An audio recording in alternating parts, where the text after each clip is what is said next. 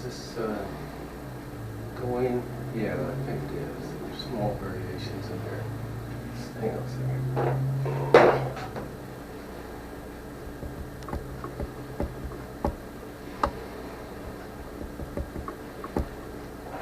I'm just tapping the table to get it to move around a little bit.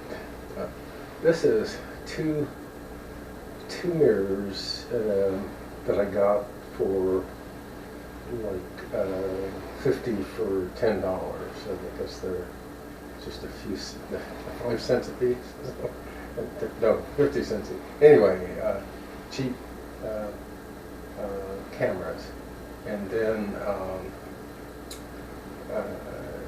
what I'm looking at, I got five or six laser diodes and a couple of batteries.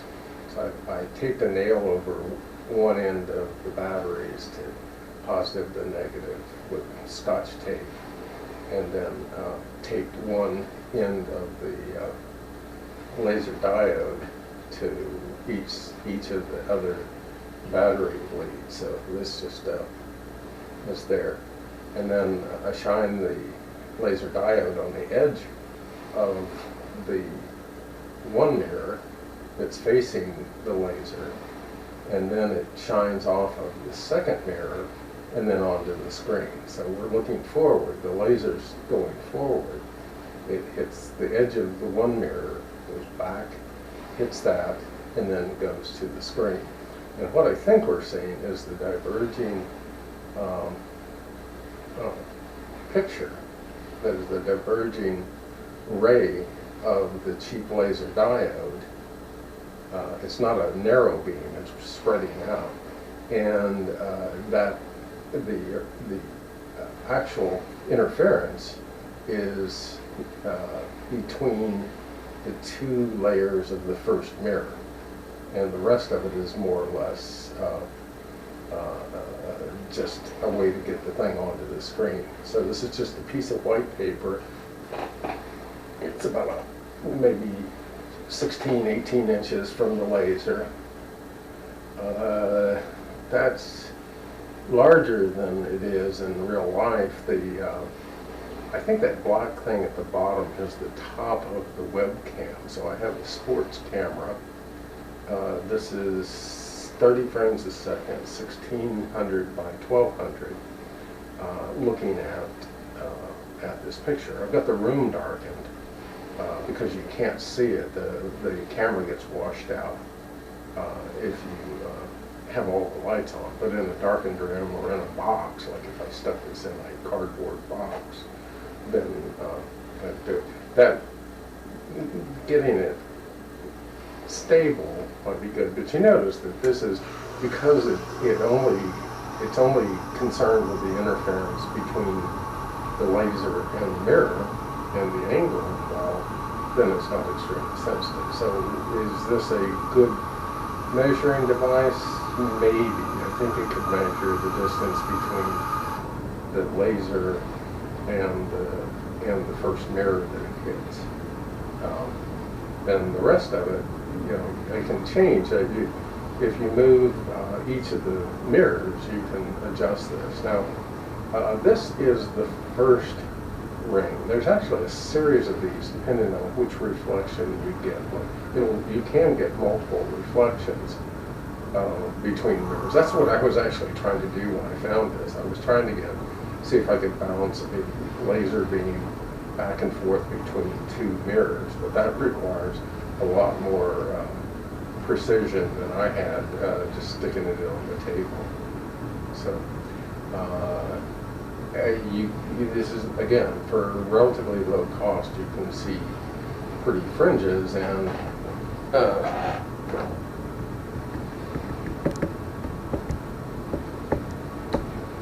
and I'm just tapping lightly on the table, and it does respond to the distance somewhat, or at least the conditions of the arrangement. So anyway, what I'm actually impressed with is the sports camera, which is collecting, let's see, 1600 by 1200 times 30, that many pixels, times 3, because it has 3 levels of intensity. There's a massive amount of data here that if there are small changes, then I can do it. I wrote a program to read the camera data and to, what do you call it? And to take the average picture and then also show the variations from the average. So right now we're seeing mostly the static pattern, but it's easy with interframe calculations to take an average over like an hour or 10 hours if you want to. And then you can look at variations from that. The average gets really set because you're 30 frames a second, times 60, 180, let's say 32 zeros in there, 1,800 frames a minute, and then you do it for an hour. I can't do that in my head. But the fact is you can throw megabytes of data at one thing, which is what is the distance and the orientation of this with respect to the laser, right? Now the laser itself is just sitting on a table. It's just taped to the batteries and laying on a book. So there's not a lot of strict requirements on that, but that book and the laser might be vibrating. The beam from the laser is probably not changing terribly much, but I think there's going to be sort of fluctuations in the output because the electrons flowing through the laser material are not going to go through smoothly. It's a chaotic process. And a lot of the noise we see is what I would call turbulence flow related. It's the electrons don't go through. There's basically a lot of little tiny capacitors, little pockets inside the material. They're going to stop and start and store and release little bits of electrons, and they're going to come out. And they're going to differentially affect the material to generate these photons, and the photons aren't all going to be the same, depending on exactly what was the vibrational state and motion of the little pocket that created them, and so on. So there's a lot of mess in there, but all that is being stored in this record, So what's going on inside the laser, what's happening inside the battery, what's happening inside the wires going from the battery to the laser, from the laser to the first mirror, the shape and the characteristics and angle and vibrations of the first mirror, the vibrations and motions of the second mirror and its material, and then getting from the second mirror, the closer mirror actually is the second mirror, from there to the screen. Then is the screen moving and all this stuff. The LIGO people know this. They went to horrific efforts to do basically this, to get interference patterns that they can look at and try to do something with them. So I don't know if they're using this, like camera detection. Maybe that's standard stuff. I'll see if I can find out. You'll notice that the really odd-shaped interior piece is not drifting around. Those speckles, if you like, are pretty static, at least to the eye. Now, if you looked at it at 30 frames a second, and look at individual frames and the differences between frames, my guess is there's going to be speckles and flicks inside every one of those. And I can kind of see in my, at the limit of my eyesight on here, that every edge in there, every pixel is going through its own time series. And you can, if I can lock this onto one pattern, then I can track each individual pixel, its minimum and maximum values, the count of its amplitudes, the mean and standard deviation, interframe variations, like from one frame to another, how big a jump is there, and I can keep count of that. I can take the second differences, which is the interframe differences, which is, I think it's anyway. I can go in there, but you can look at those, and those first and second differences are essentially velocities and acceleration type things, and they basically smooth out. So these big amplitude variations, if you do, because it has a particular shape, there is a mathematical expression for the shape of that, and we can fit that shape for every single frame and get a sort of best fit. We can run 10 or 20, 50 hours at this and see how much variation there is. So I'm happy that the tiny little laser is not eating up all my battery power. I should get a big battery, and then I won't have to worry about it. But the thing is you can take every frame, count the total intensity, and just adjust it.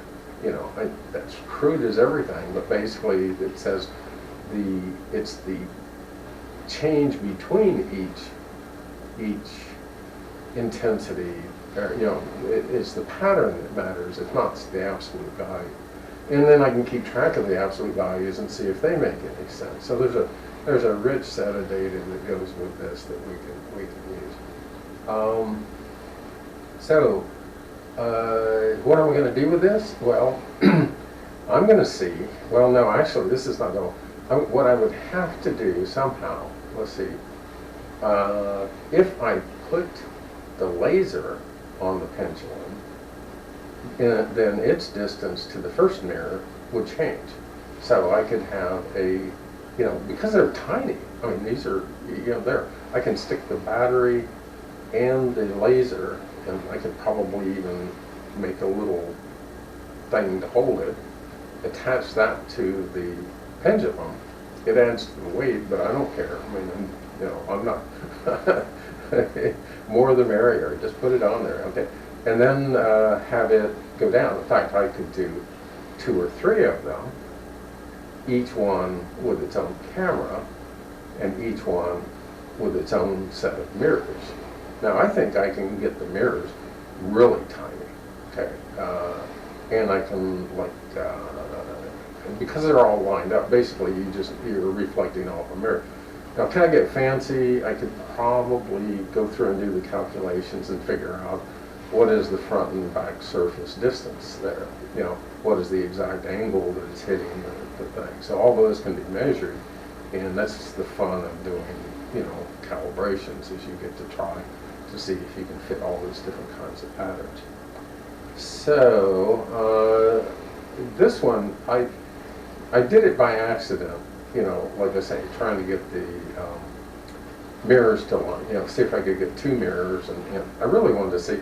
It was fuzzy though. I mean, I don't know what I need to do. Probably something called front surface mirrors, and maybe different frequencies. Like maybe this particular light goes and gets absorbed in the glass, and so you put it in and out, and you lose some, and then the next one loses more, and the next one loses some more. So maybe there's some games that I can play there. I'll learn about that at some point. But isn't this boring? Well, not if you're looking at the data stream that's going on underneath. Every single pixel in there has a massive, has this long time series. It's jumping around and doing all kinds of things. Every single one of them. Now, the spectral response of the individual pixels in here changes. So I can put a cap on the camera and look and see when no light is coming in, or as much no light as I can get, as dark as I can get. Are there any pixels that are routinely biased?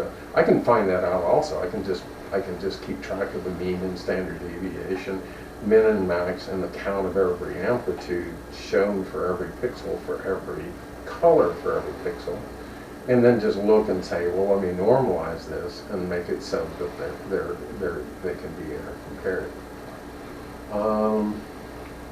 Is there dust on the camera? Camera, probably. Is there dust on on the, on the mirrors, and fingerprints probably. Wasn't being particularly careful. I like recording reality. Okay, this is a picture of, light from, bouncing off of two mirrors, and, something there. So it's almost an, art form in a way. So I wanted to say, look, it's there. And even though it seems to be sitting still, it's generating massive amounts of data. If this were just like a speck of sand, sitting on a tiny pedestal, it would be, have almost infinite amount of information attached to it. We can't see, well, for a 3D object, we can't quite see all of the atoms in it. We can do the surface ones. We have the atomic force methods. We can do the, sort of the shape of the electric and magnetic fields near the surface. We can look at variations in those signals to kind of determine where are the molecules. We could get really fancy and do a type of 3D spectroscopy, determine the orientation and specific layout of known molecules and atoms on the surface and play some games with that. We can kind of look within the lattice a little bit, because like in a salt crystal or many materials, you can kind of see a periodic structure in there. I don't know if my camera is burning in. I don't know if the time between frames. When I record, I try to record at least a consistent time when the frame data was obtained and processed. So I don't say, oh, it's 30 frames a second, just divide by 30 and blah, blah, blah, and you get an, no, you measure the precise times. Now, that may not seem important, but if you're down looking at, did this thing occur at a certain nanosecond, when you're trying to measure, a signal that originates on the other side of the Earth, then you want to care about,